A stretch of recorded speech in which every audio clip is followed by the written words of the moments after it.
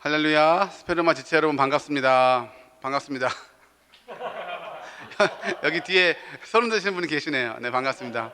우리 구정서 목사님도 계시고 성수영 목사님도 계시고, 네, 우리 승은 쌤도 계시고, 우리 서여서 전사님도 계십니다. 여러분 화면을 통해서 만나지만 더 진실된 모습으로 마음으로 만났으면 좋겠고요. 우리도 이렇게 영상을 만들고 제작하지만 얼마나 이 영상을 통해서 여러분과 가깝게 만나고 또 여러분이 진실된 마음으로 하나님을 예배할 수 있을까 조금은 염려가 됩니다. 하지만 하나님이 이 연결된 이 랜선 너머로 여러분들의 마음을 감화시키시고 인도하셔서 기쁨으로 예배할 수 있도록 인도하실 줄 믿고 믿음으로 나가겠습니다. 우리 예배 전에 한번 찬양할 텐데요. 믿음 따라 또 예수 열방의 소망, 우리 함께 찬양하도록 하겠습니다.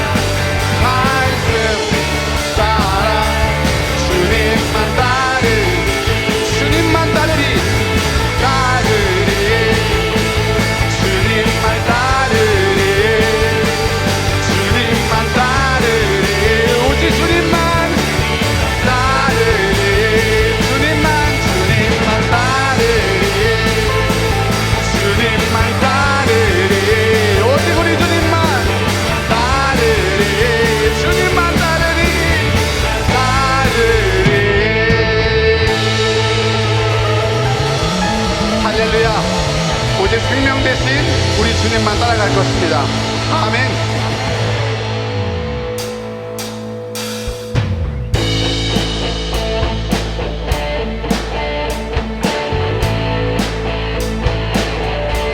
예수 열방의 소망, 예수 열방의 소망, 예수 우리의 위로자, 주는 온 땅의 영원한 소망,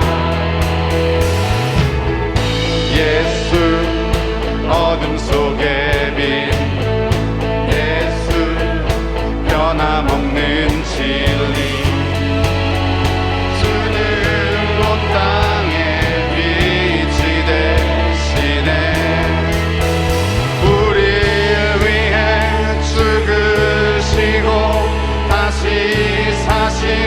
생명의 주 주님만이 소망이요 변함없는 반석이라 주님만이 온 세상을 비추시네 죽음에서 부활하신 우리 구주 건강의 왕 주를 믿는 모든 자의 소망 되신 주를 믿네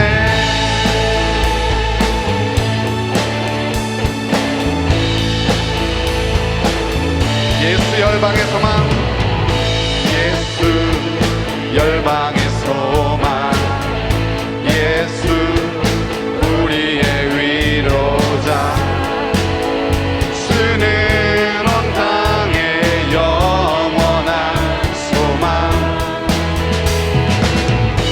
예수 어둠 속에 빛 예수 변함없는 진리 주는 온 땅의 빛이 되시네 우리를 위해 죽으시고 다시 사신 생명의 주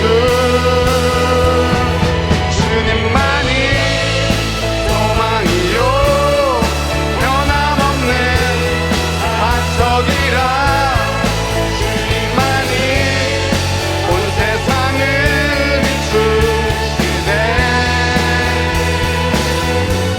또 죽음에서 부활하신 우리 구주 건강의 왕 주를 믿는 모든 자의 소망 되신 주를 믿네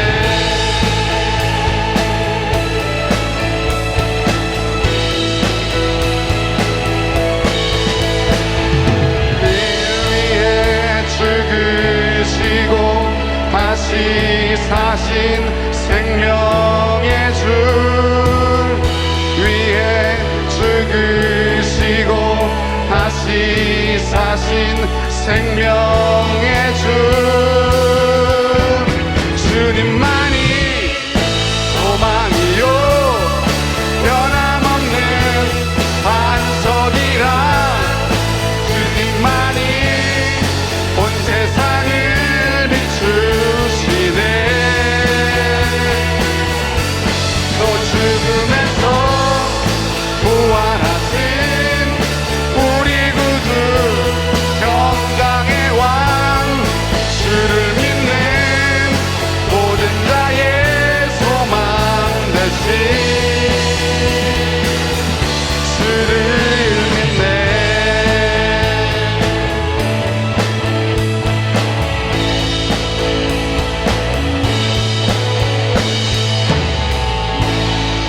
할렐루야 모든 산자의 소망이 되시는 우리 하나님을 찬양합니다. 할렐루야 아멘.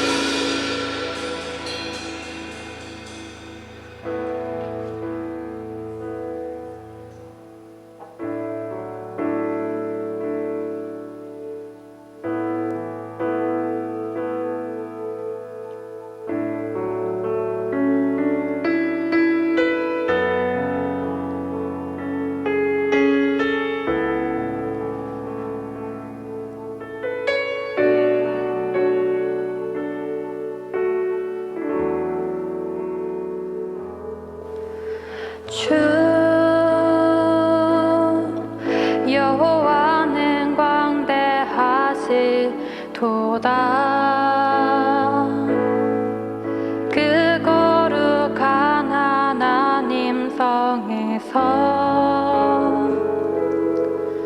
찬양할지어다.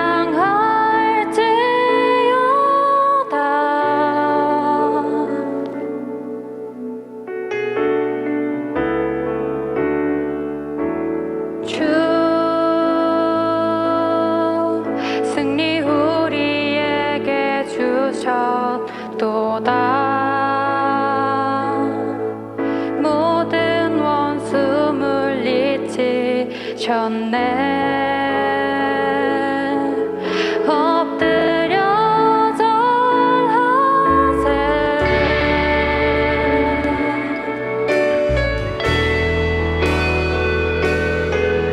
나 주의 크신 이름 높이며 우리에게 행하신 위대한 일 감사하세. 오 주의 진실하신 그 사랑 온 땅과 하늘 위에 계셔 홀로 영원하신 이름. 우리 다 함께 고백합니다.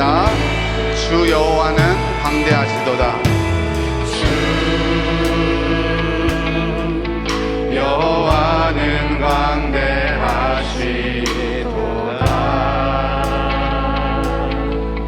그 거룩한 하나님 성에서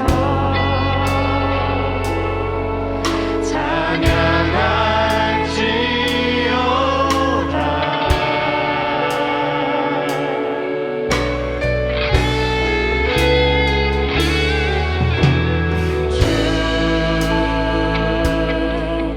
승리 우리에게 주셨도다.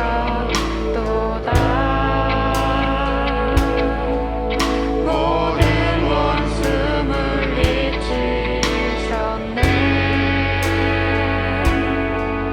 엎드려 절하세.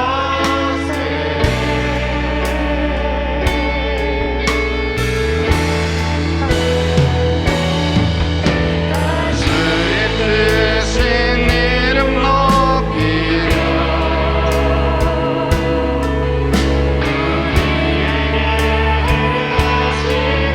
위대한 일 감사하세. 주의 진실하신 그 사랑 온 땅과 하늘 위에 계셔 홀로 영원하신 이름. 박수치 이름 높이며 주의 크신 이름 높이며 우리에게 행하신 위대한 일 감사하세. 오 주의 진실하신 그 사랑 온 땅과 하늘 위에 계셔 홀로 영원하신. 한 번 더 다 주의 크신 이름 높이며 주의 크신 이름 높이며 우리에게 행하신 위대한 일 감사하세. 오 주의 진실하신 그 사랑 온 땅과 하늘 위에 계셔 홀로 영원하신 이름.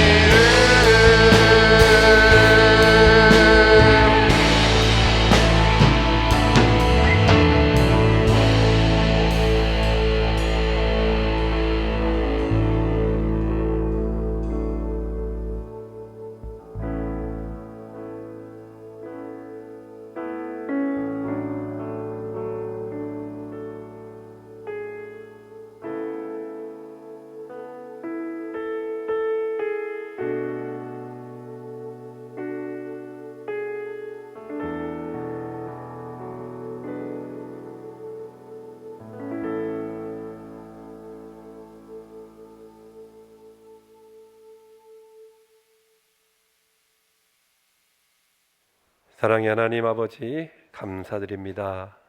오늘 우리가 스페르마 겨울 수련회로 하나님 앞에 다시 모였습니다.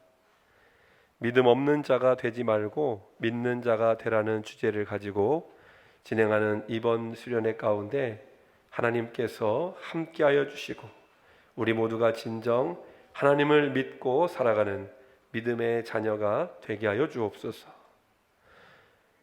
이번 수련회는 우리가 비상적인 상황으로 인하여 온라인으로 실시하는 수련회로 갖게 되었습니다. 비록 우리가 한 자리에 모여 예배드리지 못하고 자기가 있는 자리에서 예배드리고 있지만 마음만은 하나 되어서 하나님께 영광 돌리게 하여 주옵소서.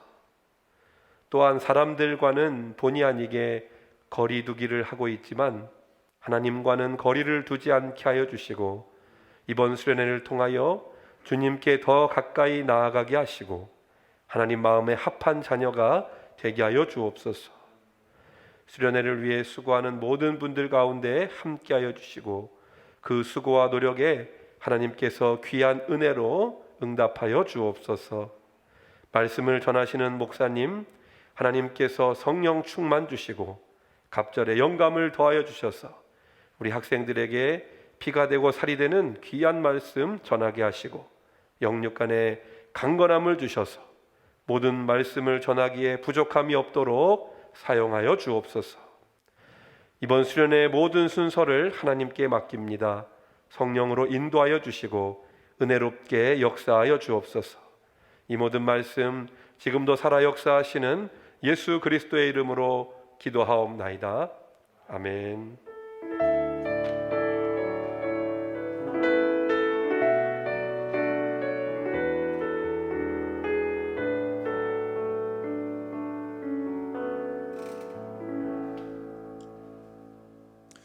안녕하세요 여러분, 대성교회에서 사역하고 있는 최정건 목사라고 합니다. 저도 여러분들처럼 스페르마라고 하는 공동체에서 은혜를 받았고 많은 가르침을 받았습니다. 그리고 지금은 그 가르침과 은혜대로 사역을 하고 있습니다. 부족하지만 목사로 부르심을 받아서 사역을 하고 있는데 되게 아쉬운 건 뭐냐면 그런 은혜들을 여러분들과 만나서 나누고 또 함께 교제하면서 나누고 싶은데 코로나라는 상황이 그걸 허락하지 않네요, 여러분. 그래서 이번에는 아쉽게도 온라인으로 이렇게 모이게 되지만 그래도 마음속에 바라는 어떤 소망이 있어요. 그건 뭐냐면 온라인으로 모이는 거지만 그래도 하나님께서 이 순간에 여러분들 모두에게 함께 하셔서 하나님이 주시는 은혜들을 경험하고 하나님을 알아갈 수 있는 시간이 되었으면 좋겠습니다.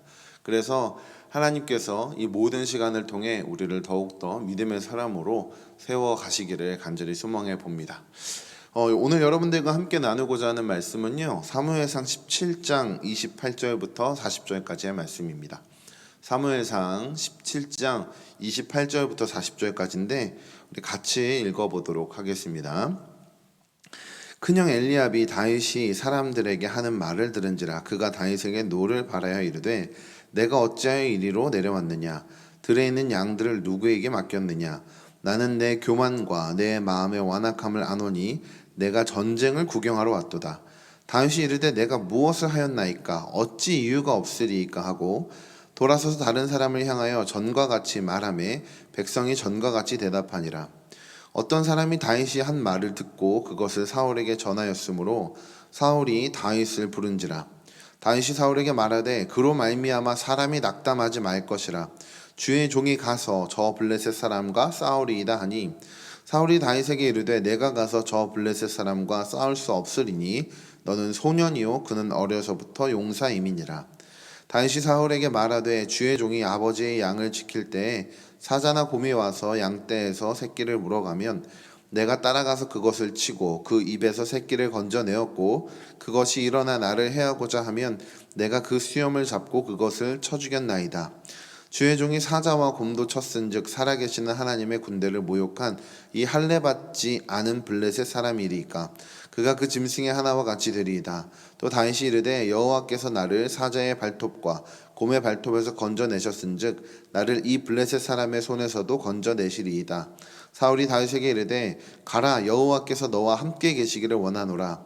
이에 사울이 자기 군복을 다윗에게 입히고 노투구를 그의 머리에 씌우고 또 그에게 갑옷을 입히매 다윗이 칼을 군복 위에 차고는 익숙하지 못하므로 시험적으로 걸어보다가 사울에게 말하되 익숙하지 못하니 이것을 입고 가지 못하겠나이다 하고 곧 벗고 손에 막대기를 가지고 시내에서 매끄러운 돌 5을 골라서 자기 목자에 재고 곧 주머니에 넣고 손에 물매를 가지고 블레셋 사람에게로 나아가니라.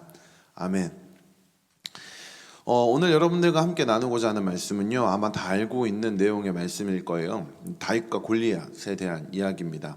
다 알고 계시죠? 다윗이 자기보다 훨씬 큰 골리앗과 싸워서 이긴 이야기. 다윗이 물맷돌을 던져서 골리앗의 미간을 맞추고 골리앗이 죽음으로써 다윗이 승리한 이야기를 다루고 있습니다.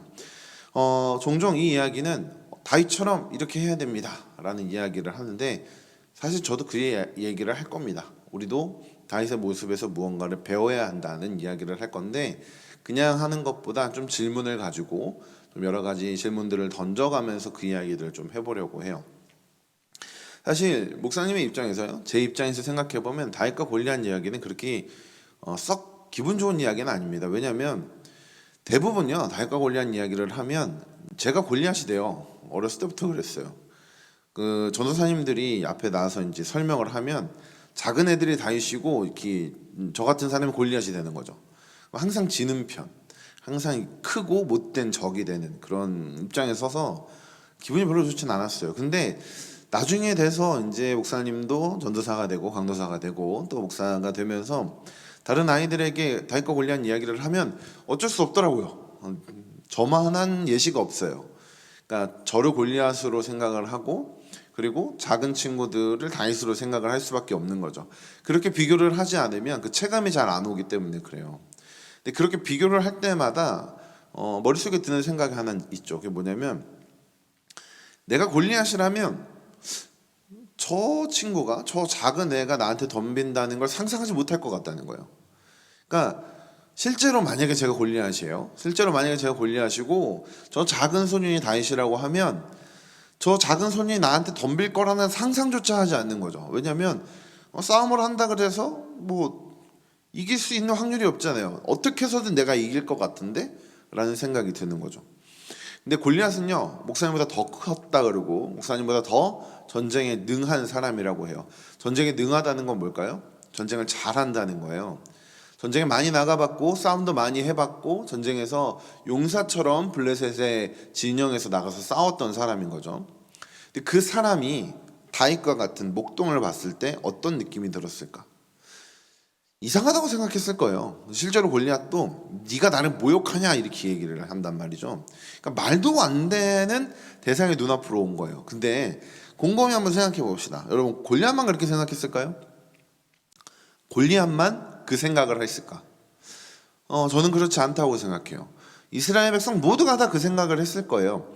그러니까 일반적으로 보면요, 골리앗과 다른 이스라엘 백성들이 정상적인 생각을 한 거고 다윗이 이상한 생각을 한 거예요. 이 사람이 이상한 거지. 누가 봐도 이 사람이 이상한 선택을 하는 겁니다. 이 사람이 잘못 정신 나갔나? 이런 생각이 들 수밖에 없는 거죠. 근데 잘 보면 우리는 다윗이 마치 정상적인 생각을 하는 것처럼 이해를 한다는 거예요. 다윗이 뭔가 이상한 선택을 하고 이상한 생각을 하고 있는 건데 그렇지 않다고 생각하는 거죠. 그래서 오늘은 그 이상한 생각, 이상한 모습이 뭔지에 대해서 좀 살펴보려고 해요. 오늘 말씀의 배경에 대해서 좀 이야기를 해볼게요. 오늘 말씀의 배경은요, 이스라엘이라는 나라와 블레셋이라고 하는 나라가 싸우는 걸 배경으로 하고 있어요. 블레셋이라고 하는 나라는 이스라엘 옆에 붙어있는 나라인데 해안가에 붙어있는 민족이에요. 근데 해안가에 붙어있는 민족들의 특징이 있습니다. 그게 뭐냐면 호전적이에요. 그러니까 싸움을 좋아하는 것처럼 보여요. 그러니까 거칠어요. 그러니까 바닷가 근처에 살아가는 사람들이 이제 그런 민족들이 약간 거친 면이 있는 거죠. 그래서 블레셋 사람들은 이스라엘 민족들과 자주 싸웠습니다. 굉장히 자주 싸웠어요. 그리고 그 싸움이 이번에도 이어진 거죠. 이번에도 그 싸움이 시작된 겁니다. 그런데 이 싸움 안에 누가 등장하냐면 골리앗이라고 하는 사람이 등장해요. 골리앗의 등장은 이스라엘과 블레셋의 전쟁의 밸런스를 붕괴시켜 버립니다. 그러니까 골리앗이라고 하는 캐릭터가 등장을 하자 비등비등한 싸움이 이제 밸런스가 붕괴가 돼 버리기 시작하는 거예요. 왜냐하면 당시의 싸움은요, 여러분, 그러니까 막 지략으로 싸우고 뭐 이런 게 아니에요. 크고 힘세면 돼요. 크고 힘세면 됩니다. 큰 무기 하나 들고 딱 잡고 싹 쓸어버리면 되는 거죠. 그러니까 한 사람당 대여섯 명씩 이렇게 상대한다고 하면 그것만으로도 얼마겠어요. 근데 한번 휘두르면 그것에 이 사람들이 얼마나 많이 죽어가고 또 피해를 입고 부상을 입을지 상상을 해보세요. 근데 저 앞에 그냥 큰 것도 아니고 엄청 큰 괴물이 있는 거예요. 골리앗이라고 하는. 그러니까 백성들의 사기는 떨어질 수밖에 없죠. 밸런스를 붕괴시키는 캐릭터가 눈앞에 있는 거예요. 하기 싫은 거죠. 어떤 친구들은 어떻게 얘기하면 먼치키 같은 그런 캐릭터가 눈앞에 있는 거예요. 그런 상황에 이스라엘 백성들은 멘탈이 나가 있었습니다. 멘붕이었어요. 그때 골리앗이 사람들 앞에 나가서 이렇게 소리칩니다. 사무엘상 17장 8절에서 10절이에요. 그가 서서 이스라엘 군대를 향하여 외쳐 이르되 너희가 어찌하여 나와서 전열을 벌였느냐. 나는 블레셋 사람이 아니며 너희는 사울의 신복이 아니냐. 너희는 한 사람을 택하여 내게로 내려보내라. 그가 나와 싸워서 나를 죽이면 우리가 너희의 종이 되겠고 만일 내가 이겨 그를 죽이면 너희가 우리의 종이 되어 우리를 섬길 것이니라. 그 블레셋 사람이 또 이르되 내가 오늘 이스라엘의 군대를 모욕하였으니 사람을 보내어 나와 더불어 싸우게 하라 한지라. 이게 뭐냐면요, 1대1로 전쟁을 하자는 거예요. 1대1로 싸워서 너희가 이기면 우리가 진 걸로 해줄게 라고 하는 겁니다. 그러니까 대장전 같은 걸 하라는 거죠. 근데 여러분 생각해 보세요. 그러니까 밸런스를 붕괴시키는 존재가 눈앞에 있는데 누가 나가서 싸우려고 그러겠어요? 그러니까 골리앗의 심중에는 그런 것도 있는 거예요. 야, 누가 나와서 나랑 싸우려고. 그냥 너네가 졌다고 해. 너네 패배한 거야 라는 어떤 그들을 향한 조롱까지도 섞여 있는 거죠. 그렇게 이야기하고 있는 거예요. 아, 나와봐라. 나랑 싸워서 1대1로 싸워서 이기면 우리가 진 걸로 해줄게. 누가 나와서 한번 싸워봐 라고 이야기하는 거죠. 이 얘기를 들은 이스라엘 백성들 입장은 어땠을까요? 기분이 상하는 거죠. 기분이 상하는데 어쩔 수가 없는 거예요. 왜? 이길 수가 없으니까. 사실 이 당시에 왕이었던 사울도요, 작은 사람이 아니에요. 큰 사람이고 이 사람도 싸움을 잘하는 사람이에요. 근데 그 사울조차도 앞에 나가서 싸울 수가 없는 거예요. 왜냐하면 골리앗이 너무 크니까. 골리앗이 너무 강하니까. 그렇게 두려워하고 있을 그때 다윗이 심부름하러 이 전쟁터에 가요. 이거 중요한 거예요. 다윗이 심부름 때문에 간 겁니다. 심부름 때문에 갔다는 얘기는 뭐예요? 다윗은 전쟁하러 이곳에 간 게 아니라는 거예요. 다윗은 전쟁하려고 여기 온 게 아니에요. 아버지가 형들한테 먹을 거 갖다 주라고 심부름을 시켜서 그 전쟁에 나간 거예요. 그렇게 이 심부름 때문에 전쟁에 나갑니다. 그리고 그곳에 가서 뭘 들었냐면 골리앗이 하는 이야기를 들어요. 거기에 가서 골리앗이 이스라엘 백성들을 향해서 아, 나와봐. 1대1로 싸워서 이기면 너네가 이긴 걸로 해줄게 라고 하는 이야기를 계속 듣는 거죠.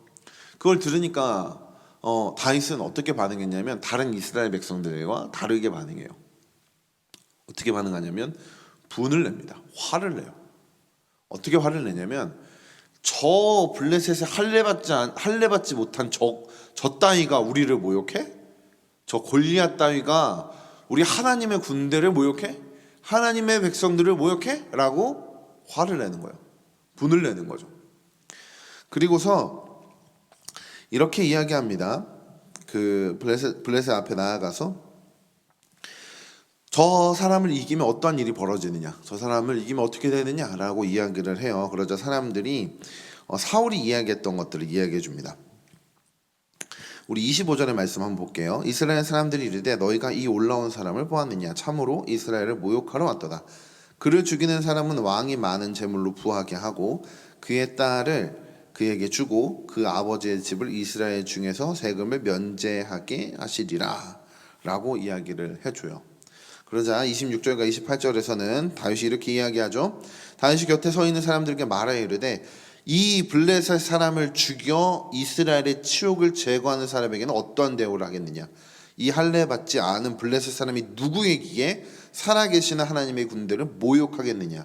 백성이 전과 같이 말하여 이르되 그를 죽이는 사람에게는 이러이러하게 하시리라 하니라 라고 이야기를 합니다. 그러니까 뭐냐면 그거예요. 다시 화가 났다는 거예요. 화가 난 거예요. 왜 화가 났냐면 저 블레셋 사람, 할례 받지 않은 저 블레셋 사람이 살아계신 하나님의 군대를 모욕했다는 거죠. 그러니까 여기서부터 조금 이상해요. 여러분 봐요. 아무리 저 눈앞에 있는 사람이 우리를 모욕한다고 해도요, 싸워서 이길 수 있는 상황이 아니에요. 싸워서 이길 수 있는 상황이야 화를 내고 뭐 나가서 싸우거나 뭐 해야지. 싸워서 이길 수 있는 상황이 아닙니다. 그리고 다윗은 소년이었고 전쟁에 나가서 싸울 만한 사람도 아니었기 때문에 전쟁에 불려오지 않았어요. 그러면 누가 봐도 다윗이 이상한 얘기하고 있는 거예요. 다윗이 왜 화를 내고 있는 거예요?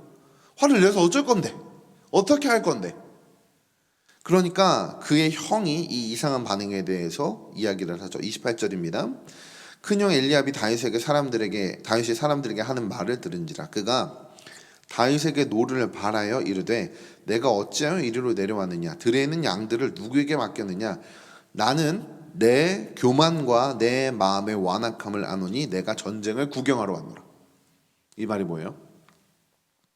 너 지금 교만해서 그런 거야. 너 네 안에 악이 있어서 그런 거야. 네 잘못된 거야 라고 꾸짖고 화내고 있는 거예요. 큰형이. 큰형은 전쟁터에 있어봤으니까 골리앗이 어떤 존재인지 알 거 아니에요. 그 골리앗을 이길 수 없다는 것도 알 거 아니에요. 근데 다윗의 이런 반응이 잘못됐다고 생각하는 거예요.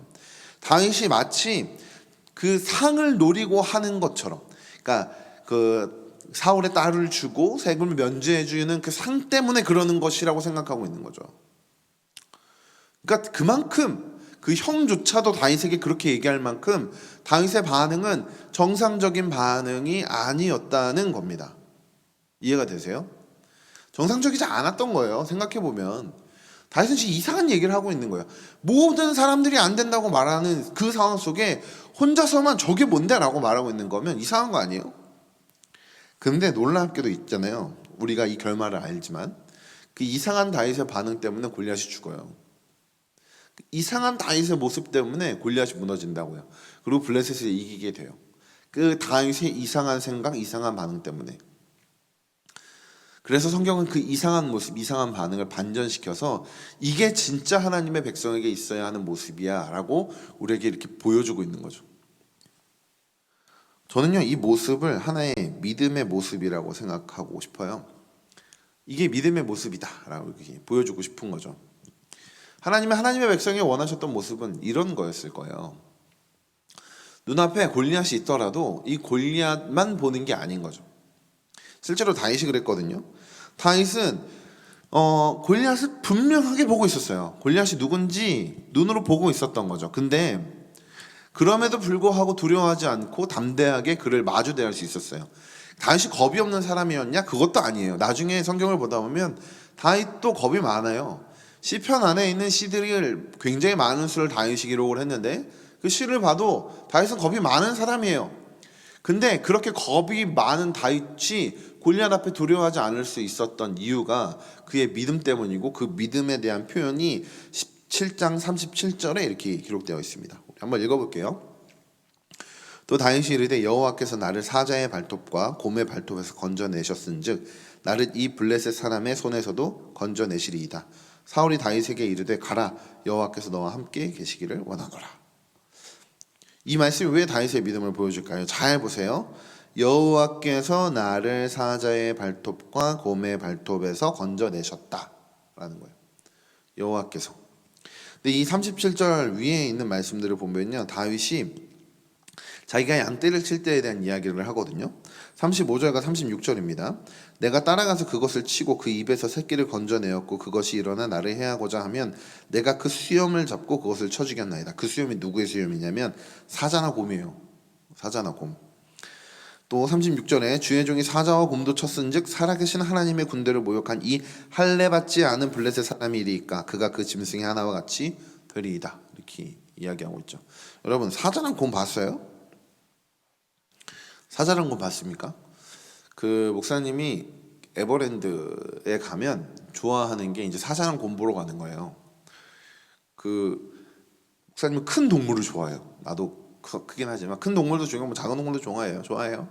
동물을 좋아하는데 곰이 진짜 큰 곰은 앞발을 딱 들고 쓰잖아요. 그러면 어떤 사람보다도 커요. 곰은 사자도 어마어마해요. 근데 그 사자랑 곰이 나를 문다고 생각해봐요. 누가 이길 수 있겠어요? 저 닐류 중에 한 명이 좀 약한 곰이랑 싸우면 이길 수 있을까 모를까. 맨주먹으로 싸워서 어떻게 이길 거예요? 못 이겨요. 어떻게 이겨요? 심지어 여러분 그 시골에 있는 큰 개이죠. 큰 개. 그 개가 앞발을 딱 들고 서면 성인을 이렇게 딱 엎을 정도로 커요. 성인 위에 설 정도로.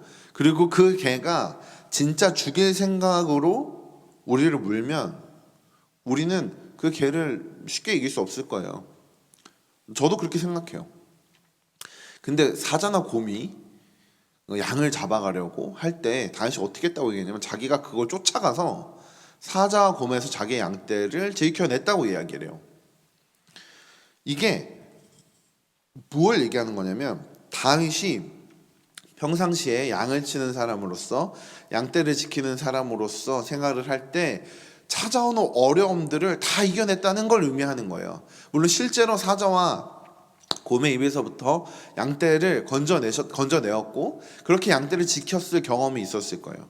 근데 더 중요한 건 뭐냐면 이런 일상 속에서 다윗에게 찾아오는 그런 일상 속에서 그는 사자와 곰도 이겨본 거예요. 근데 이거에 대한 표현을 37절에 뭐라고 얘기하냐면 여호와께서 나를 사자의 발톱과 곰의 발톱에서 건져내셨다라고 얘기하는 거예요.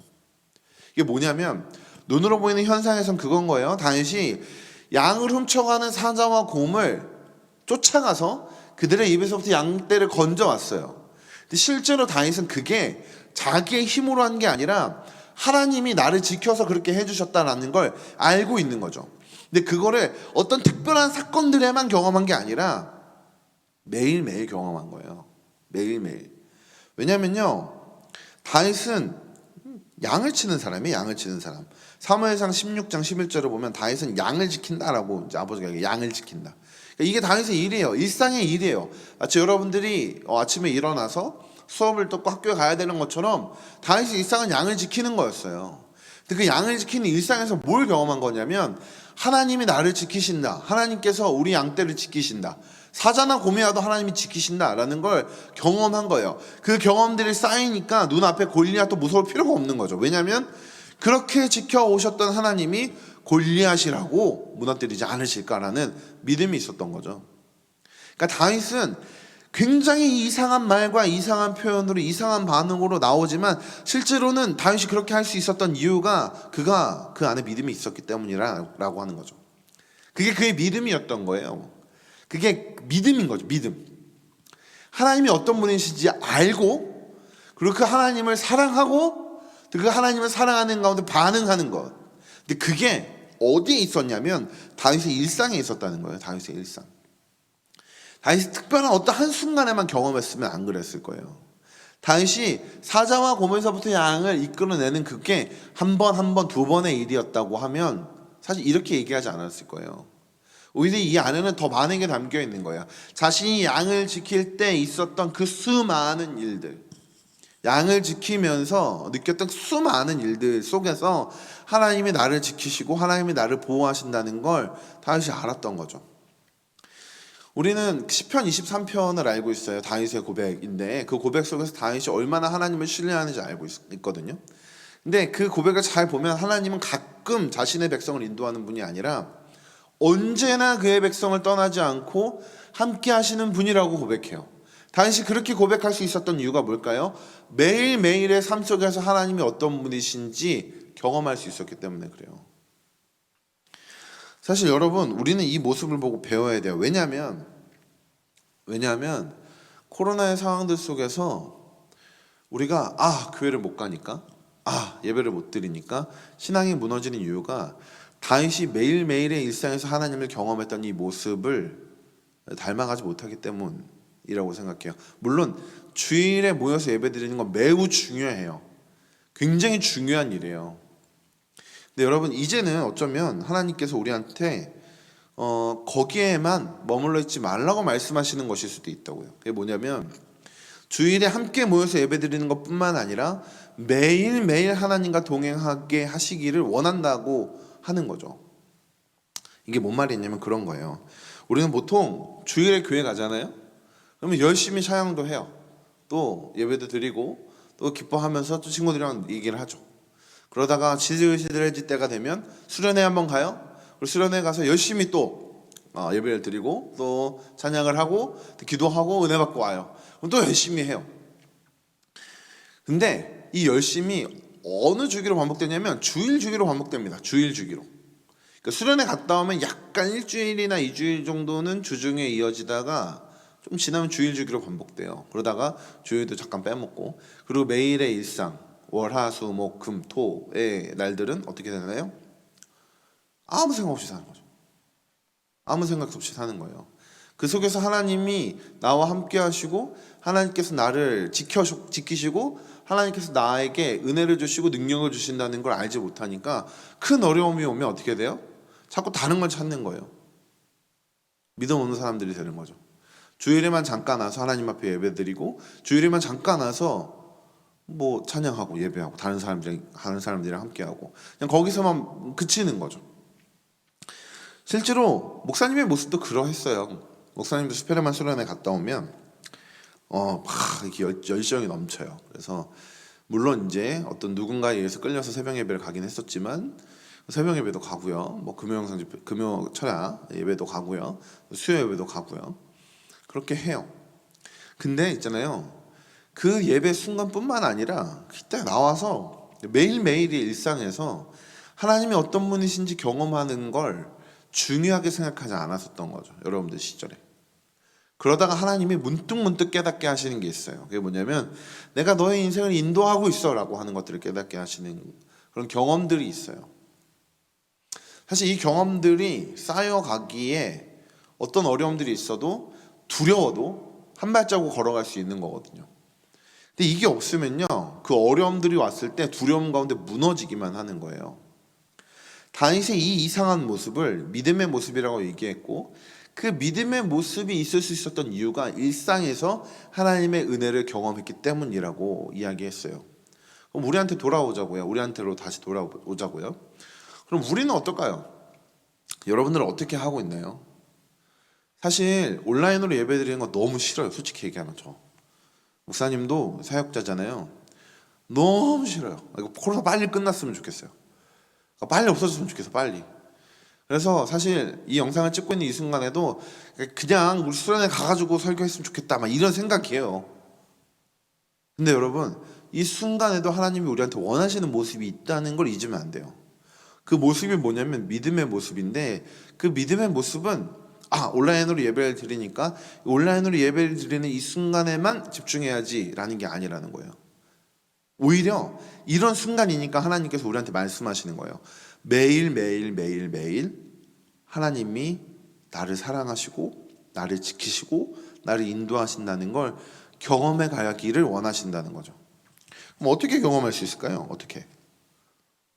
다윗처럼 양을 치러 갈까요? 양을 치러 가고 사자랑 곰이랑 좀 싸워봐야 될까? 아니에요. 아닙니다. 매일매일 경험하는 길은 그렇게 양떼를 치러 갈 필요는 없어요. 매일매일 경험하는 길은 뭐냐면 매일매일 하나님을 생각하는 것에서부터 시작하는 거예요. 여러분, 우리는 너무 이 일을 너무 어렵게 생각해서 안 하는데, 여러분 잘 들어보세요. 하나님에 대해서 생각하는 거예요. 거기서부터 시작하는 거예요. 잘 생각해 보세요. 월요일 아침에 일어나서 하나님을 생각합니까? 월요일 아침에 일어나서 가장 먼저 생각하는 게 뭐예요? 학교 가기 싫다. 누가 학교를 무너뜨렸으면. 이런 생각 안 해보셨습니까? 목사님 고등학교 때 해봤어요. 고등학교 때 누가 차라리 뭐라도 던져가지고 학교가 좀 안 갔으면 좋겠다 막. 목사님 중학교 3학년 때는 이제 아폴로 눈병이라는 게 유행했는데 학교가 너무 가기 싫으니까 뭘 했냐면 친구 눈을 이렇게 꾹 눌러서 눈물 나오는 걸 내 눈에 넣어서 아폴로 눈병에 걸렸어요. 그 미련한 짓 때문에 엄청 혼나고 학교를 안 갔죠. 그리고 엄청 혼난 것보다 학교를 안 간 걸 더 좋아했어요. 그게 내 머릿속에 있었던 생각이었어요. 여러분, 내 머릿속에 있었던 생각. 매일매일 하나님에 대해 생각한다? 뭐 그런 거 없었어요. 솔직히 얘기하면. 근데 여러분, 그러니까 매일매일 하나님이 나를 도와주신다, 나와 함께 하신다 라는 경험이 없는 거죠. 그리고 골리앗이라고 하는 큰 존재 앞에서 쉽게 무너지는 거예요. 그런데 여러분, 매일매일 하나님을 생각하면 어떻게 변할까요? 매일매일 하나님을 생각하면 어떻게 변할까요? 아침에 일어나서 하나님이 나와 함께 하시는구나 라는 걸 의지적으로 생각하는 거예요. 의도적으로 생각하는 거예요. 내가 알고 있는, 내가 배운 그 말씀을 생각하는 거예요. 생각. 머릿속에 담아두는 거죠. 하나님이 나와 함께 하신대. 하나님이 나를 지키신대. 그치? 하나님이 나를 지켜주신대. 그리고 매일매일 순간에 찾아오는 어려움들이 있잖아요. 매일매일 순간에 찾아오는 그 작은 어려움들, 작은 힘든 것들, 또 작은 기쁜 것들을 하나님을 생각하면서 바라보는 거예요. 그럼 뭘 하게 되냐면 기도를 하게 돼요. 예를 들어 이런 거예요. 목사님 옛날에도 자주 얘기했던 건데, 버스를 타고 오는데 목사님 비 맞는 거 진짜 싫어하거든요. 저 비를 맞는 걸 싫어해요. 비 맞는 거 너무 싫어해요. 근데 버스를 딱 탔어요. 그리고선 오고 있는데 버스 바깥에서 비가 막 내리고 있는 거예요. 비가 막 내리고 있는데 우산을 안 갖고 온 거야. 그래서 기도했어요. 하나님, 저 비 좀 내리게, 비 좀 제발 그치게 해달라고. 비 좀 제발 그치게 해달라고. 근데 어땠을까요? 문이 딱 열리니까 비가 그쳐 있었어요. 근데 여러분, 이게 이상해 보이잖아요. 이 목사님이 되게 너무 억지 아니야? 라고 할 수 있는 거지만, 목사님 입장에서는요, 하나님이 내 기도 들어주신 거예요. 응답해 주신 거예요. 그러니 그 다음에 내가 기도를 안 했겠어요? 기도하죠. 당연히 기도하죠. 힘든 일이 있으면 지금도 기도해요. 기도할 수 있는, 그러니까 뭐 손 모고 그 입으로 소리내서 기도하지 못해도 마음속으로 기도할 수밖에 없어요. 힘든 일이 찾아오면. 사실 여러분, 지금 와서 생각해보면 목사님이 여러분들 지금의 상황이 여러분들이 살아가는 그 순간보다 어려운 게 더 많아요. 두려움도 더 많고 염려도 더 많고 걱정도 더 많아요. 근데 다른 게 하나 있다면 뭐냐면, 그게 오면 속으로 하나님 좀 도와주세요라고 기도한다고요. 그러면 하나님이 그때마다 도와주시는 은혜들을 경험하게 하세요. 그리고 그게 쌓여서요. 그게 쌓여서 진짜 힘들고 어려울 때 하나님 바라보고 한 걸음 걸어갈 수 있게 해주시는 거예요. 다윗에겐 그게 쌓여 있는 거예요. 다윗에겐 그게 쌓여 있으니까 골리앗을 향해서 돌을 던질 수 있는 거예요. 다윗에겐 그게 있으니까. 여러분들이라고 왜 못해요? 여러분들에게도 마찬가지인 거예요. 이스라엘 백성들이 왜 다 두려워했냐면, 이들은 그렇게 하나님을 바라보지 못한 거예요. 다윗은 정말 순수하게 그렇게 바라본 거죠. 하나님을 생각하고 하나님을 바라볼 때 그렇게 바라본 거예요. 매일매일 하나님이 나와 함께 하시는구나, 나와 동행하시는구나 라는 걸 생각하고 경험하면서 알았던 거죠.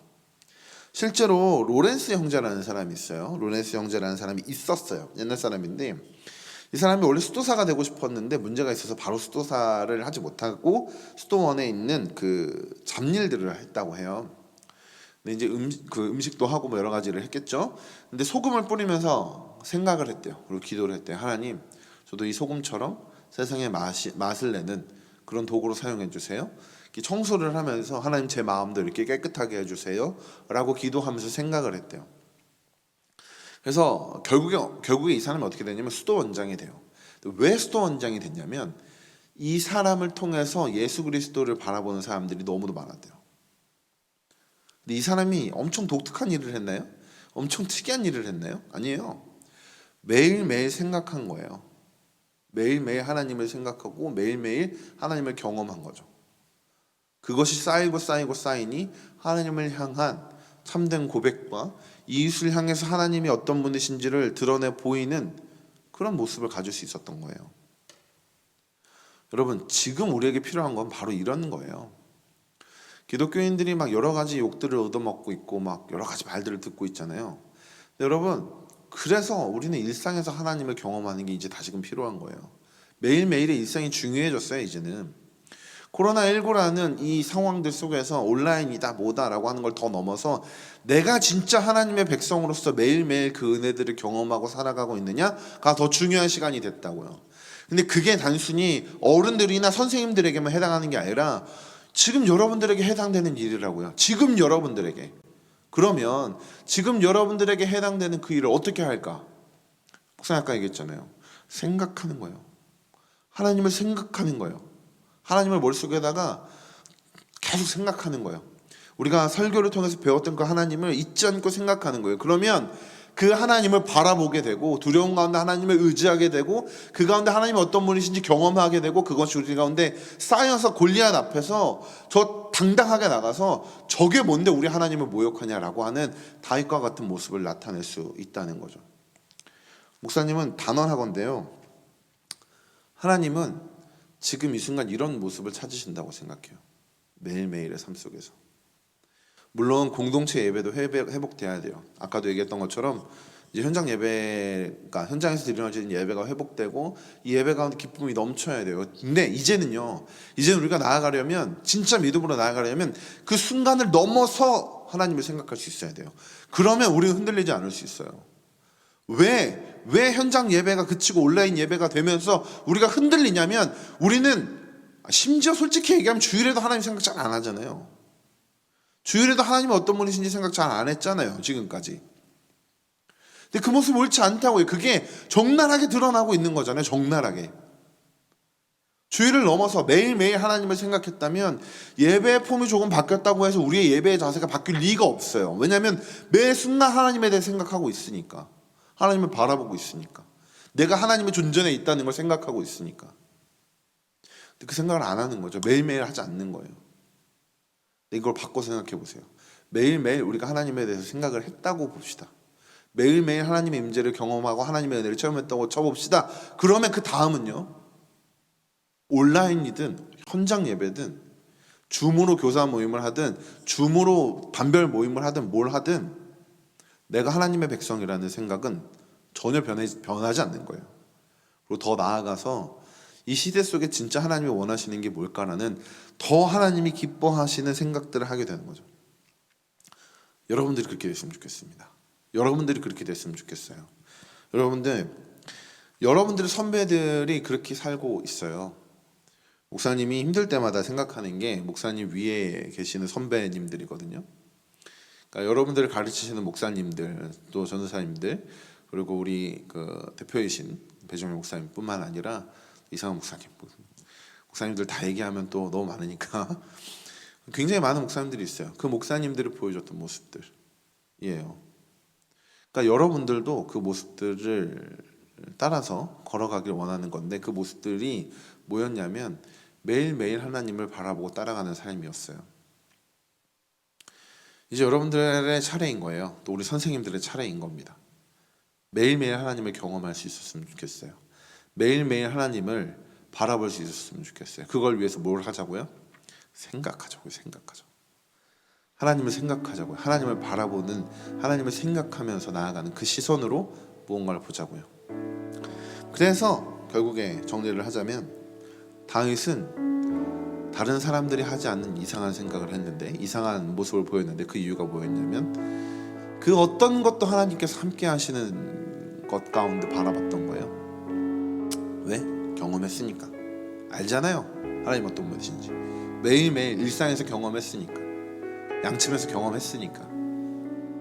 그래서 그가 골리앗을 이긴 거예요. 아무것도 아닌 것처럼 보이는 그 작은 다윗이 골리앗을 이긴 거예요. 그리고 이제 우리가 우리 앞에 놓여있는 골리앗을 이겨야 할 차례예요. 그러기 위해서 매일매일 하나님을 생각하고 하나님을 바라보는 여러분들이 되었으면 좋겠습니다. 우리 이 시간에 여러분 이 말씀을 기억하면서 함께 기도했으면 좋겠어요. 왜냐하면 하나님, 우리가 매일매일의 삶 속에서 하나님의 역사를 경험하는 사람들이 되게 해주세요. 매일매일의 삶 속에서 하나님을 경험하고 하나님을 알아가는 사람이 되게 해주세요. 사실 월요일부터 토요일까지 일상 속에서 하나님을 생각하는 게 어색할 수도 있어요. 그러나 우리가 작은 발걸음이나마 조금이나마 하나님 앞에 드릴 때 하나님께서 그것을 사용해 주셔서 우리의 일상 속에서 하나님께서 역사하시는 것들을 보고 바라보고 체험하는 그런 하나님의 사람들이 되게 해주세요라고 이 시간 다 같이 기도하시겠습니다. 하나님 아버지 참으로 감사합니다. 우리 가운데 그 큰 은혜를 주셔서 하나님의 자녀 삼아 주셨습니다. 하나님을 바라보게 하셨고 하나님을 찬양하게 하셨습니다. 아버지 그 가운데 우리가 온라인 예배라는 정말 사상 초유의 상황들을 만나고 있고 이런 상황들 속에서 나아가고 있습니다. 그러나 하나님 우리가 간절히 소망하고 원합니다. 이런 하나님 상황들 아버지, 속에 주의 말씀 안에 살게 하여 주시옵소서. 우리 여전히 믿음의 사람이고 그러한 믿음을 속에서 가지고 이제 주의 다시 부르심을 매일매일 받게 하여 이 시작해서 주시옵소서. 하나님의 아버지 역사하는 하나님, 것들을 바라볼 수 말씀으로 있도록 우리를 새롭게 하여 주옵소서. 정말 하나님께 함께 해주시는 어려운 시간을 살아가고 있지만 우리 아버지한테 위로할 씀을 기다립니다. 아버지여 우리와 함께 하여 주시옵소서. 우리를 지키시고 보호하시는 하나님을 바라보게 하시고 그것들을 바라보면서 하나님을 의지하면서 매일매일 승리할 수 있도록 도와주시고 그것들이 쌓여서 우리 또한 다윗처럼 골리앗 앞에 섰을 때 믿음으로 당당히 나아갈 수 있는 하나님의 사람들 되게 하여 주시옵소서. 우리의 약함을 아시는 주님, 우리의 부족함을 아시는 주님, 그런 하나님 우리가 함께 하시는 주님을 의지하오니 우리 가운데 붙잡아 주시고 정말 매일매일 순간에 하나님을 생각할 수 있게 도와주시옵소서. 때때로 공부하는 것이 힘든 가운데 일단은 하나님을 생각하고 하나님을 바라보고 또 하나님께 도움을 구하며 나아가게 하여 주시옵소서. 미래를 위하여 그런 고민이 있다면 하나님 모든 것들 하나님께 부탁하며 하나님의 도우시는 것들을 경험하게 하여 주시옵소서. 아버지 친구들과 관계 속에 그런 문제가 있다면 하나님께서 함께 해주셔서 그 관계 속에서 하나님께서 모든 것들을 화목케 하시는 은혜들을 경험할 수 있게 도와주시옵소서. 우리 안에 두려움이 있다면 그 두려움을 능히 이길 수 있는 아버지 용기까지 주시는 하나님을 바라보며 나아갈 수 있게 도와주시옵소서. 아버지 이 외에도 매일매일 삶 속에서 우리를 무너뜨리고 우리를 힘들게 하는 그 어떤 것들이 찾아올 때마다 하나님을 생각하고 또 하나님을 바라보고 하나님께 의지함으로 아버지 이겨나갈 수 있게 도와주시고 이렇게 이겨나가면서 정말 하나님이 나와 함께 하시는구나, 하나님이 나를 지키시는구나, 하나님이 나를 보호하시는구나 라고 하는 것들을 더욱더 경험하며 나아가는 우리 귀한 자녀들 되게 하여 주시옵소서. 하나님 그렇게 하나님을 사랑하고 하나님을 의지하는 것들이 쌓이고 쌓여서 경험 가운데 생활되어서 정말 언제나 하나님 앞에 믿음의 사람으로 서게 하여 주시고 하나님께서 역사하신 것을 바라보는 믿음으로 당당히 일어서게 하여 주시옵소서. 여전히 이 시대 가운데 우리가 싸워야 될 골리앗들이 여전히 있습니다. 우리가 무너뜨리기 못하는 그런 어려움들이 있습니다. 그러나 그것들 앞에서 우리의 힘을 바라보고 무너지는 것이 아니라 하나님께서 개인 주시고 능력 주시는 걸 바라보면서 믿음으로 일어나 걸어갈 수 있게 도와주시고 그 가운데 하나님을 더욱더 찬양하며 나아갈 수 있도록 인도하여 주시옵소서. 하나님 아버지 정말 그렇게 믿음의 사람이 되길 원합니다. 우리도 다윗과 같이 정말 그렇게 믿음의 사람으로 나아가길 원합니다. 매일매일의 삶 속에서 역사하시는 하나님을 바라보면서 매일매일 역사하시는 하나님을 경험하면서 나아갈 수 있게 하여 주시옵소서.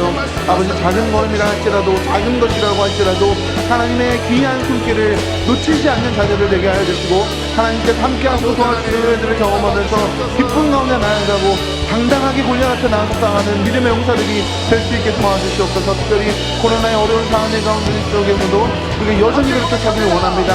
여전히 그렇게 나아가길 원합니다. 함께 하여 주셔서 코로나라는 어려운 가운데 우리 앞에 놓여있는 많은 문제들을 하나님을 바라보는 능히 믿음으로 온전하게 아버지 이겨나갈 수 있게 도와주시고 우리가 가는 걸음들이 하나님이 도와주시는 은혜 가운데 승리케 되는 그런 걸음들이 될 수 있도록 주여 함께 하시고 역사해 주시옵소서. 우리 두 번째로 함께 기도했으면 좋겠습니다. 여러분 우리 스페르마라고 하는 우리 공동체를 위해서 기도해 주셨으면 좋겠습니다. 제가 어렸을 때부터 이렇게 함께 했었다고 이야기를 했잖아요. 고등학교 1학년 때부터 지내왔고 20년이 조금 안 되는 시간이었지만 저에게는 20년이라는 가까운 시간들 속에서 귀한 은혜들을 나누고 경험하고 정말 지쳐있을 때 위로를 주는 공동체였습니다.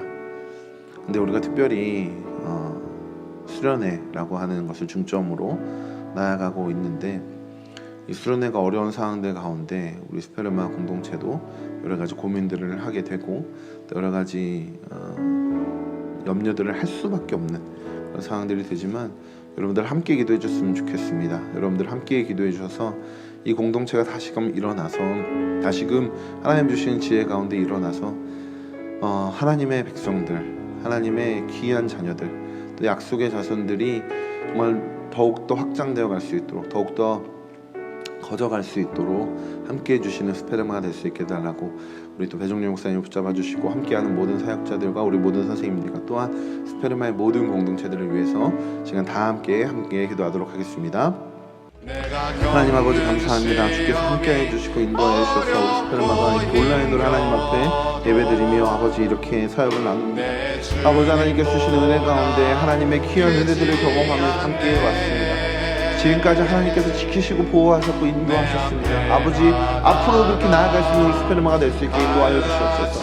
정말 수련회 중심으로 사역해 나갔으며 수련회 중심으로 함께 왔었는데 하나님 아버지, 사역들이 수련회가 어려워지면서 현장에서 함께하는 것이 어려워지면서 여러 가지 난항들을 겪게 되고 여러 가지 고민들을 하게 됩니다. 그러나 하나님 여전히 우리의 마음은 하나님의 그 사랑을 전하고 하나님의 백성들을 세우며 교회를 세워나가는 귀한 마음을 하나님께 드리며 나아가고 있사오니 우리에게 지혜를 주시고 능력을 주시고 함께해 주셔서 아버지 스페르마 공동체가 다시금 믿음 가운데 설 수 있게 도와주시고 하나님의 은혜 가운데 일어설 수 있도록 인도하여 주시옵소서. 정말 하나님을 바라보는 마음 가운데 나아가기 원합니다.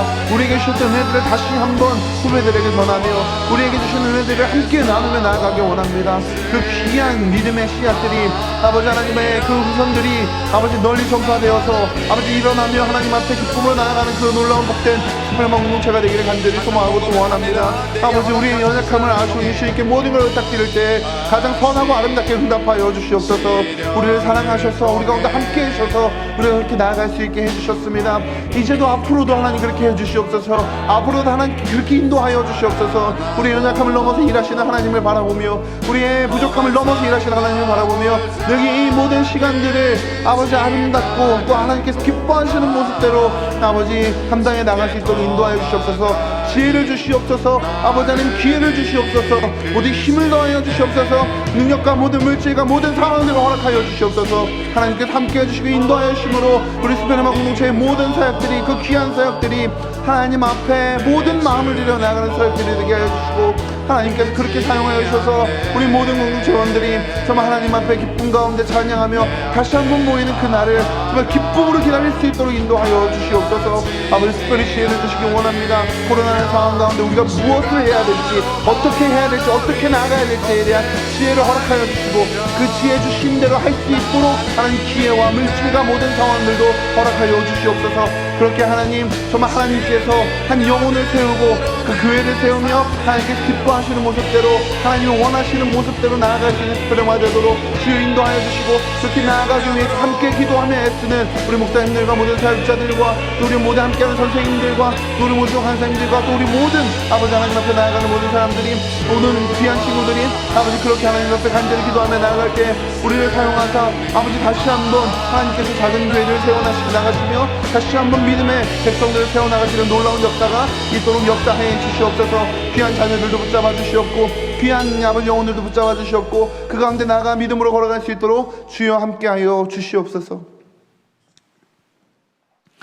사랑이 많으신 하나님 아버지, 이 시간 간절히 기도합니다. 우리를 믿음의 사람으로 세워 주시옵소서. 우리를 믿음의 백성으로 세워 주시옵소서. 더 나아가 정말 그렇게 믿음의 백성으로 서서 하나님의 백성 가운데 담대히 골리앗 앞에 나아가 싸워나가는 그런 하나님의 군사들 되게 하여 주시옵소서. 매일매일의 일상 속에 그것들을 경험하게 하시고 매일매일의 일상 속에서 하나님을 체험하며 하나님이 이런 분이시다, 하나님이 이런 분이시다 라는 걸 경험해 나가는 은혜가 있게 하여 주시옵소서. 하나님을 생각하고 하나님을 바라보고 하나님께 고정하며 그렇게 나아갈 수 있게 도와주시고 또한 우리 스페르마를 붙잡아 주셔서 20년이 넘는 시간 동안 사역을 해오게 하셨는데 20년이 아니라 주님 오실 그날까지 30년, 40년, 50년의 시간들 속에서 이 귀한 사역들을 함께 나누며 함께 고민하며 아버지 그렇게 걸어나가는 귀한 우리 스페르마 공동체가 될 수 있도록 도와주시옵소서. 특별히 비대면의 시대 속에서 지혜를 주시고 모든 나아갈 길을 허락하여 주시옵소서. 감사드리며 예수님의 이름으로 기도드립니다. 아멘. 이제는 우리 구주 예수 그리스도의 은혜와 하나님의 크신 사랑과 성령님의 교통하심이 주의 백성 가운데 믿음으로 살기로 다짐하며 매일매일 하나님의 은혜를 경험하기를 소망하는 모든 하나님의 자녀들 머리 위에 그리고 귀한 스페르마 공동체 머리 위에 이제로부터 영원토록 함께 계실지어다. 아멘.